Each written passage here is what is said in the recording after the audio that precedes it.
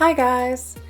I gave Gray Away Temporary Root Concealer Spray a try, and I'm back with a video showing you how to use it to cover your grays in between coloring.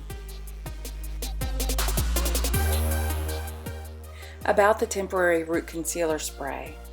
Its natural emollients adhere to the hair while keeping a soft, natural feel. It stays put and washes out with shampoo. The pinpoint applicator provides targeted coverage. It's free of harsh chemicals and dyes. There's no mixing, so no mess. The color self-adjusts, and you use it in between hair coloring. One bottle contains 40 applications.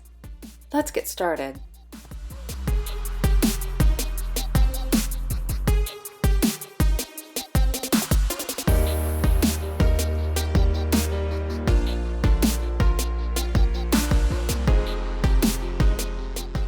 That's it. It's super easy to use, and I love how fast I can cover my roots and get out the door. If you like this video, hit the thumbs up button and subscribe to my channel. Thanks for watching.